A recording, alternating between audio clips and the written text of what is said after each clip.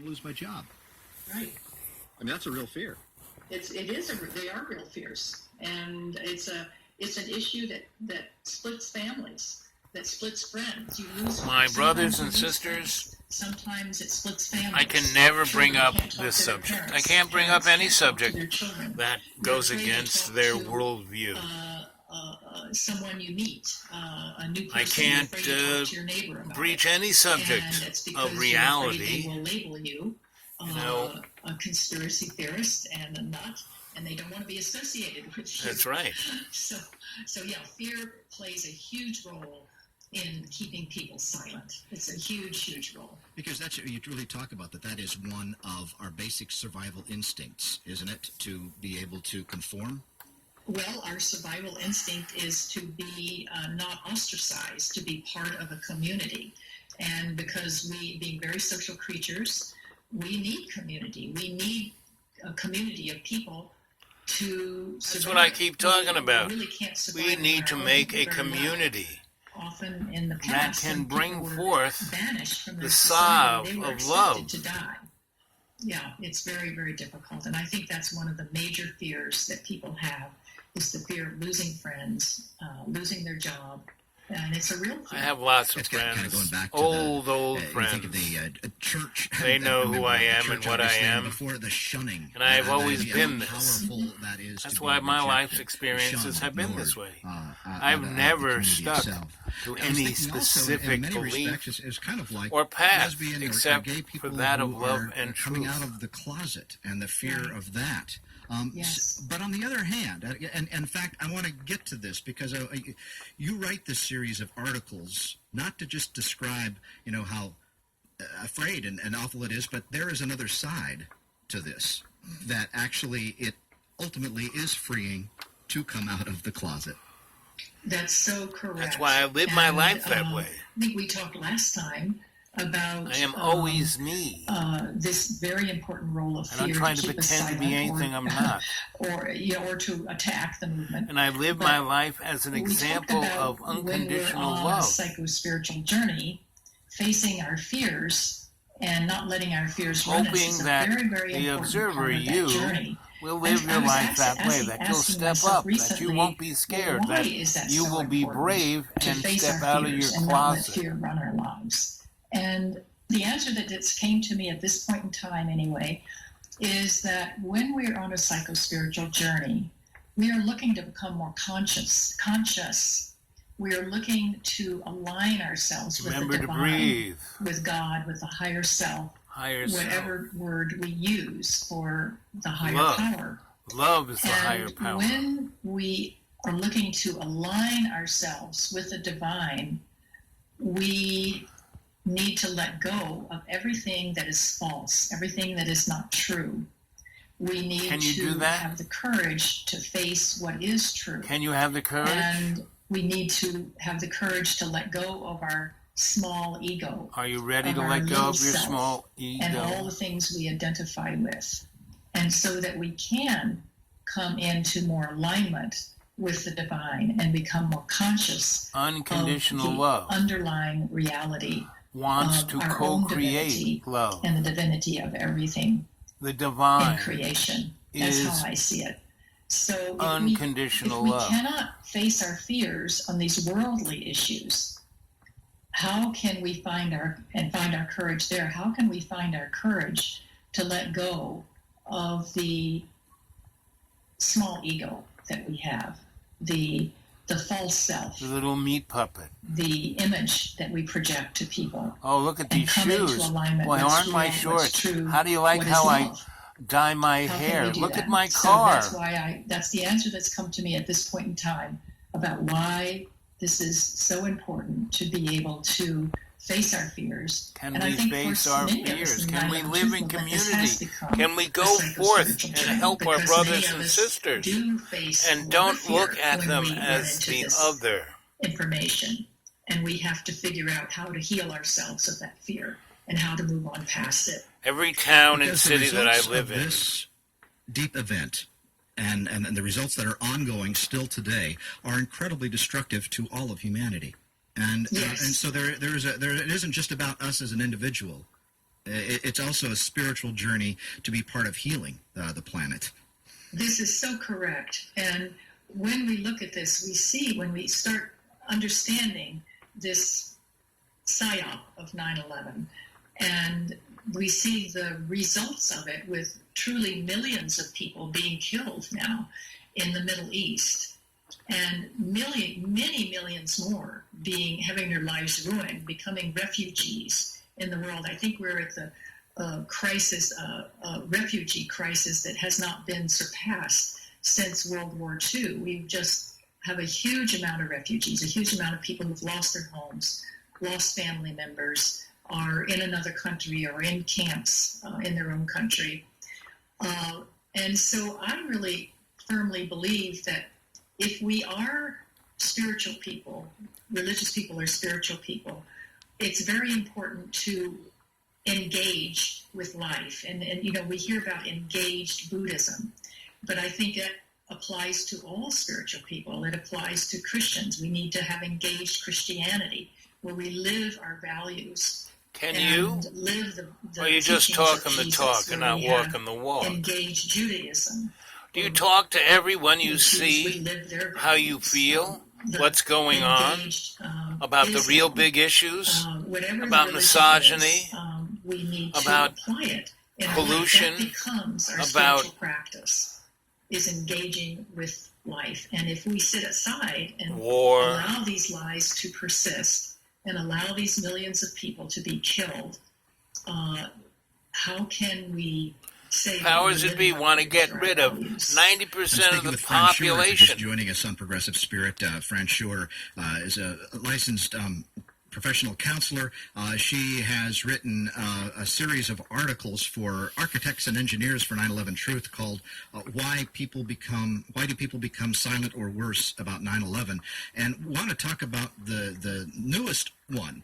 When I spoke with you before, this one hadn't been written. You were writing it, called The Role of the Media, Whatever Happened to Investigative Journalists. And you write here, the role of They're the media owned. is the primary reason why good people become silent or worse about 9/11. What is it? How How is did this psyop Donnie connected with the become media? president? He was There's put an there. interesting term I've run into recently called media politics.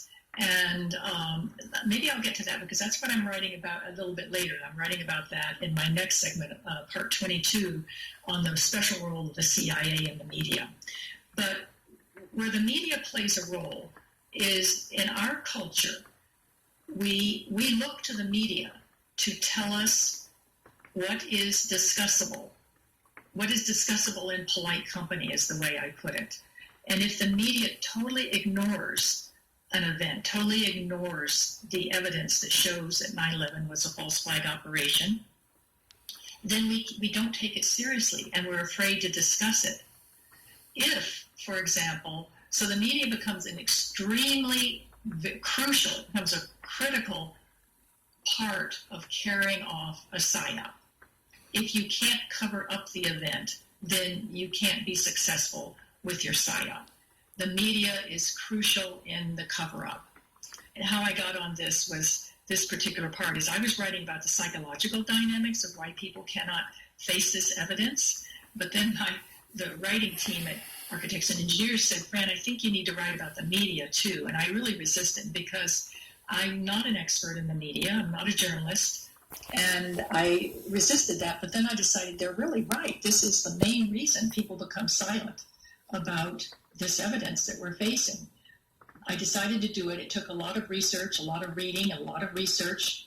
This first part on the media is called The Role of the Media, Whatever Happened to Investigative Journalists. So I have four They've examples. been bought. And 4 examples of award-winning Noam journalists Chomsky or talks whistleblowers about who became journalists. Purchased. And who and what it was that actually censored their stories in the media.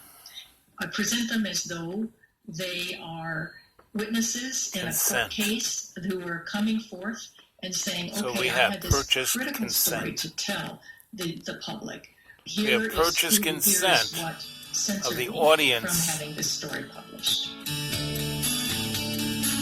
This is Progressive Spirit, progressivespirit.net. I'm John Shuck. I'm speaking with Francis Schuer of the 9/11 Consensus Panel.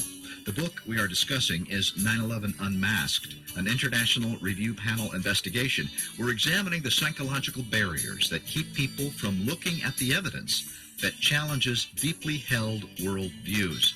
More to come. Stay with us. Yes. So, I've been, I have difficulty in posting this stuff because I don't have the internet out in the woods. My phone had been pretty screwed up. It got corrupted, and I found someone who uncorrupted it. So now I'm, recording this on my phone, and then I will go to a place that has the internet and upload it. But it takes, forever, and that's kind of why I started doing live chats, is that they kind of go straight to you, and they are loaded up on my YouTube channel very quickly compared to what it takes for... so this is going to be about 11, 12 minutes long, I put up one of my friend and I, Pete, and that was like less than 2 minutes or 3 minutes, and it took almost 40 minutes to upload at a restaurant that I was having lunch at. And then I see the AI tells me that that one that I did at the restaurant is blocked because it had music in it that was just in the background of the restaurant, And it's very obvious that you should go look at David Icke's work. And David Icke is a very interesting guy. And I've known him a long time, since he began. Because that's about when I was in the, paranormal world. And we'd have these conferences, and it was like speaking to the chorus, preaching to the chorus. And the other thing that was, annoying is that there was so much obvious, entities inside it that kept the different, instead of allowing this group of people who were investigating the paranormal and UFOs and other things that went bump in the night, there were guys who were plants who caused, distraction and disagreement. And what I loved about David Icke, he's like his own little personal, small business, what do they call that? A thatched hut industry. But the thing about David is he never gives up. He never stops. He keeps going. And even though he repeats the story, the reptiles over and over again, he does enlarge, and he does, he today is almost like a walk-in. He is almost angelic. I look at his body language, and there's a lot of things going on in there. And I have to give it to him that he has allowed his ego to be almost swept away, to bring forth the deeper and deeper picture. Because, people go, oh, it's the Illuminati. No, the Illuminati is just like Adolf Hitler, just a poster child. It's just a bunch of old men, with a secret handshake, circle jerk. The powers that are really playing with humanity are a lot deeper, a lot older, and the storyline is a lot stranger. You couldn't write this stuff. And the movie The Matrix is very close to what's going on, but it only touches the surface. And so 9/11 is a very interesting doorway. There's a book called The Nine Doors, or Huxley's Doors to Perception, talking about how it's a lot deeper than it seems to be. And Buddha's concept of, hey, don't worry about death, It's no big deal. It's like slipping out of a slipper because you're coming back anyway. And you are reincarnated because that is part of this plan that we've been put on. See, what people don't realize is that humanity in our solar system, we are in a lockdown. We're in a prison planet and a prison solar system. And the powers that be they're out there in space big time, little Donnie's little thing, we're going to have a space force. Well, we already do. It's called Solar Warden. And it's already out there. It has been out there at least 40 years, if not 100 years. Because Tesla, in his experiments at Colorado Springs, kind of unlocked the doorway, unlocked what it was about, the ether, unlocked about the parallel universe, unlocked zero-point energy. And that little explosion over Tajgush,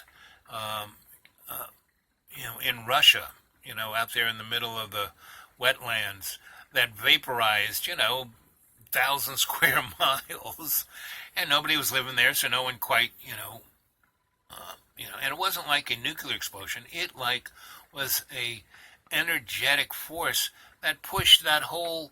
It was like a forest. It pushed all the trees 300-400 feet down into the ground.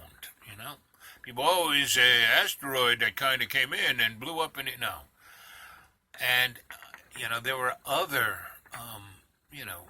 little tip of the hat to that. It's like a cartel, and it has all different little layers of its cartel. The mob is part of the cartel. The CIA is part of the cartel.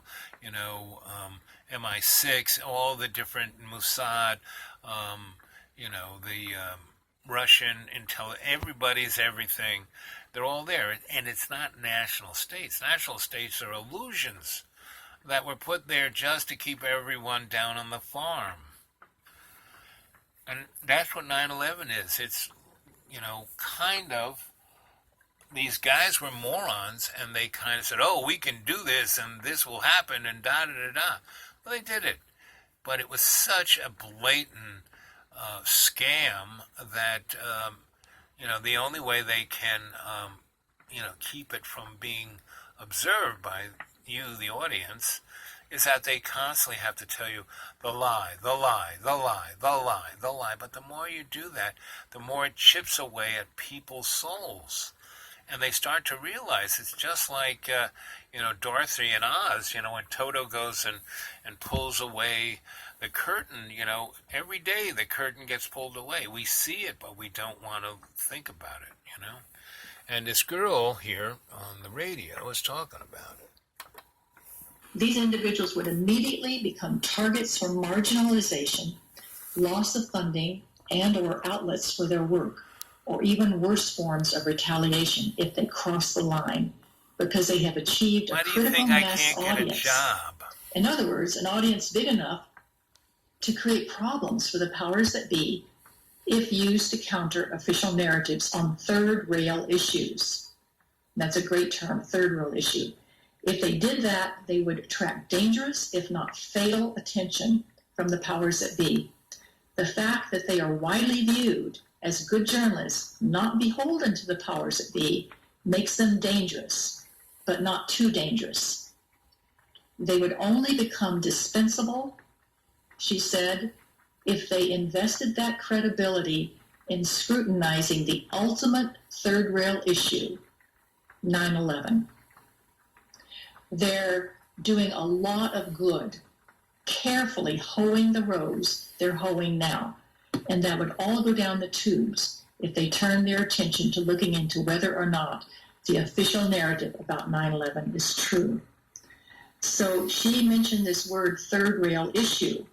And I did not know that term before. So I asked her, what does that mean? Well, that is a third rail on an electrified railway system. For example, the subway in New York. It's a third rail that is electrified, which if you touch it, you get electrocuted. So a third rail issue, another example of a third rail issue is the Palestinian-Israeli issue, which she told me is an issue that very few people will touch. If people touch these issues, it goes beyond what the powers that be will accept. They will lose everything. And as another investigative journalist also told me, she said also, brave reporters, she said, know just how far they can go before risking their lives. Some have taken risks regardless, perhaps naively, perhaps not. And their suicides or their accidents, quote unquote, have sent a clear message. So Gary Webb who reported on the cocaine being brought into Los Angeles Black communities, was a good example of that. We don't know if he committed suicide or if he was suicided by the CIA. But in any event, it was a very chilling event for any other journalist. That's the quotes I got from both Christina, and then the other last one was from a reporter who remained anonymous. So that is what is at stake. Fran Schuer is a licensed psychotherapist. A series of articles called Why Good People Become Silent or Worse about 9/11. Her most recent is regarding the media, and yet there are people who touch the third rail and don't die. The point is that what I also get from your article, and this is what Yes. is that yes, but early in our history, similar censorship was imposed on the early opponents of slavery and on the suffragettes. But by studying these historical examples, we can be encouraged that the media's mockery cannot prevent the ultimate success of those who endeavor to reverse egregious policies and practices. So what I get from your article is don't give up. Right. If we look at history, we're not the only movement that has had a very difficult time, that has been castigated by the media. There is the suffrage movement. Don't These give up. women were horribly abused. That's There one of the is best the things you civil can rights ever movement, do. the Don't give abolitionist up. movement. So we can look at history and we can Because see once you do, that we you're just need to going keep down pushing the on. path There are other people of who going suffer way crazy. more than we have suffered, and yet they prevailed. So just keep on, and they were very I've been unpopular involved at in the many time. movements, and I never give And up. there is a bigger Things picture were behind all changed. of this. I mean, the opposition is great. Your new article is coming out that you're working on now. You can talk a little bit about it. I would like the CIA and the media. In fact, I'm going to lead you in on that. On my Facebook page, I recently posted one of your articles. And one of the first responses was from a Facebook person that says, well, can this learned person then say why all these people who planned this are secret and we haven't heard nothing about it? How could they have kept all this secret? That's a very common response and very common question that we get. First of all, people do need to know that the CIA has put out to the media. This is a talking point that the media should put out to the world, is that people can't keep secrets. There would have been way too many people who would have been involved, and people can't keep secrets. People have a conscience. People would have talked. And what we find is that's just not true. First of all, they're not going to ask people who, for example, planted the explosives in the buildings. They're going to know who they can ask to do this, or they may not even know what they were doing. Who knows? It could have been intelligence agent people from another country, and along with the CIA. Who knows who it was? The main fact that I want to speak about here is that big, huge events can be kept secret. One example, there's two examples I want to give. Number one is the Manhattan Project. Even Truman did not know this was happening until he became president.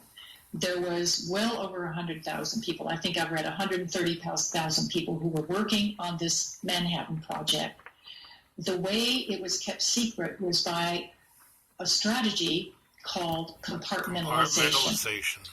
So every person who's working on this project only knew their piece of the project, but only a very, very few people at the top knew the whole project, what it was really about. So people were admonished to not reveal what they were doing, and then they didn't know what they were doing, actually. They only had their piece of the puzzle.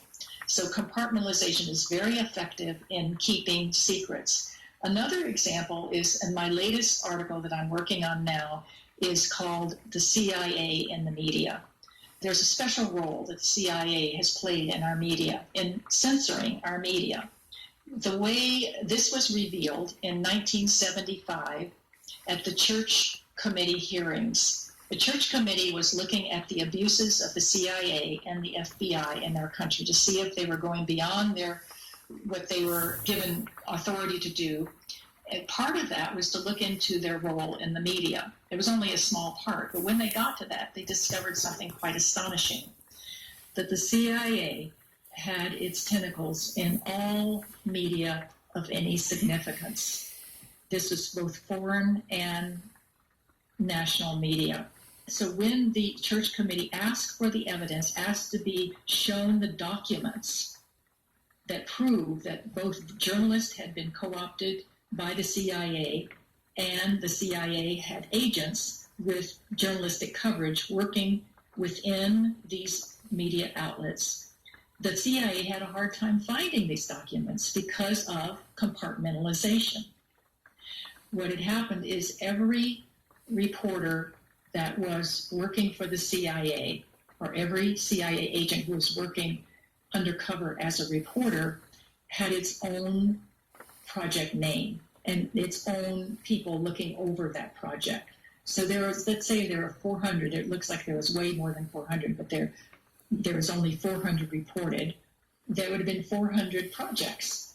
And they have a very hard time finding all those documents because of the lack of centralization and the compartmentalization. So even there, it was another example of how this operation was kept so secret. We talk about Eisenhower back in 1961 talking about the military-industrial complex. Yes. But it's far bigger than that now, right? We're talking Yes. about military, industrial, financial, media, intelligence. Are there more to say? I mean, it's so connected together. When you think of how much of the media is really controlled by just a few corporations, and they're connected really with the intelligence agencies. Academics is very highly connected. Academic publishing. Yeah, and the military, industrial, media, academic. What else? What else did you read out? It's very, very connected. And it doesn't necessarily have to be explicit, right? We talk about, people think of censorship, and we think of the Soviet way or something like that, but that isn't how censorship really works. It really works psychologically within. We censor ourselves. That's correct. And there's another aspect which I'll be writing about next after my essay segment on the special role of the CIA, because I thought we really do need to focus on that because it's such a big part of the history of our media. But the next one is on the structure of the media itself. And that's very important. The media have become part of mega conglomerate corporations. The corporations expect we live in the a media corporate world. Part of the corporation to be as profitable, because now they're publicly traded corporations. The Civil War wasn't about slavery, it was whether you're going to be a corporate world of these corporations. or in order to be as agrarian profitable, world. what do? They have to cut costs. How do they cut costs? They fire investigative journalists. They don't have people in foreign countries. They listen to their advertisers. When their advertisers become very powerful in what they can or cannot report. So was the media always like this? Or has it always been sort of like this and it's just gotten a great deal worse? It's never been exactly like this. I'm still studying the history of it, and I will be addressing that in future writings. But the history of the media is that in the past, you would go to any city and you would have several different newspapers or perhaps radio You had the stations. Hearsts and the You would have several different Pulitzers media outlets and with other different outlets, that were and controlling the different large political majority So you could read a very conservative media of outlet, the newspaper, media. but in the That's same how we city, got into you the would have Spanish-American War, another First World newspaper that War, was, say, Second World put out War, by the Vietnam labor War, Korean contingent, War. and you would have a whole different viewpoint. So you got different papers, different press, different media with different viewpoints. Now we have a monopoly, and that's huge in the censorship and the structure. Is now we have a monopoly. What do we have? They probably 4 to 5 to 6 major media outlets, all owned by mega corporations. No matter how many means we have of learning our news, the news we're getting is pretty much the same in all of those outlets. Fran, sure, we just have a couple of minutes left, so I want you to give us some hope here, and I'm thinking it might be within this article itself, whatever happened to investigative journalists. You write, before 2004, it was common for a majority of Americans to profess at least some trust in the mass media, but since then, less than half of Americans feel that way. Now only about a third of the United States has any trust in the Fourth Estate, a stunning development for an institution designed to inform the public. That is how fascist states is this take a control. sign of hope, in a sense, that the American people are beginning to distrust the media? It seems a little bit of a conflict. I'm not really sure how to measure If that, we because on don't one level we seem to trust the media believe in anything, many ways. we but can't but fight yet, for also, anything. there's this poll that says we are distrusting. Can you unravel that? Right. It's kind of hard to unravel, but it is true. It was what I learned, what fascinating part here is that it's actually Republicans or conservatives who distrust the media the most. And Democrats and older people tend to trust the media more. Young people are distrusting the media.